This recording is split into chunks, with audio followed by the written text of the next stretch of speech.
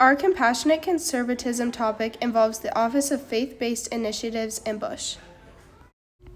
The Faith-Based Community Initiative is an initiative that wants to create a center at the Department of Justice. The community itself serves as an advocate, governor, partner, and resource hub for the marginalized, underserved, and underrepresented communities across the Commonwealth.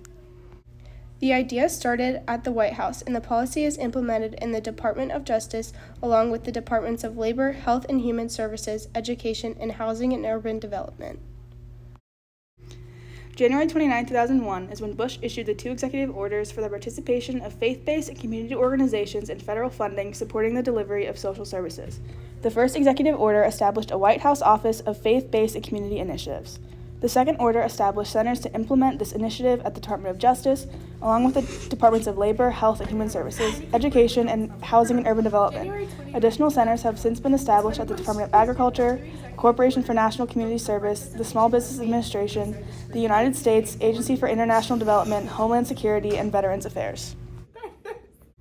Then, on December 12, 2002, President Bush issued an executive order that called for equal opportunity and equal treatment of faith-based and other community organizations and social service funding by the federal government. Bush issued 2 executive orders related to improving the participation of faith-based and community organizations in federal funding supporting the delivery of social services for these reasons. Bush's goals and focus of the initiative was to identify and eliminate barriers that impede the full participation of FBCOs in the federal grant process. He wanted to ensure that the federally funded social services administered by state and local governments are consistent with equal treatment provisions. This initiative would encourage greater corporate and philanthropic support for FBCOs, social service programs through public education and outreach activities, pursuing legislative efforts to extend charitable choice provisions that prevent discrimination against faith-based organizations, protect the religious freedom of beneficiaries, and preserve religious hiring rights of faith-based charities.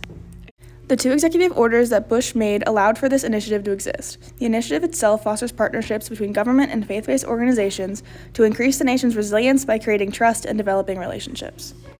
This is an example of compassionate conservatism because it involves being compassionate towards people in need and people that are underrepresented, while insisting on responsibility and results. Governments should promote the work of charities, community groups, and faith-based institutions.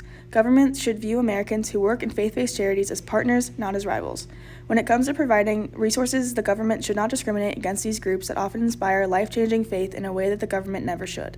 The FBCI relates to the idea of compassionate conservatism because it is a conservative technique and a concept that, in order to improve the general welfare of society, which is why the FBCI was created, Bush believed that society needed to strengthen their faith and expand their capacity to provide federally funded social services. Programs where a faith-based or community group has dedicated their lives to solve a problem. And it makes sense for the federal government to give these programs a chance to access taxpayers' money. When we began the work, we didn't settle for just opening an office in the White House. We opened 11 offices for faith-based and community initiatives throughout the federal government. It's one thing for the White House to have an office, but most of the money, or all the money for that matter, is appropriated to different cabinet officers and their secretariats, and then those distribute the money. And so we wanted to make sure that this faith-based initiative was rooted throughout the government. Addiction is hard to overcome. As you might remember, I drank too much at one time in my life.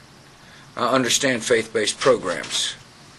I understand that sometimes you can find the inspiration from a higher power to solve an addiction problem. This program helps along these folks who had been dealing with addictions.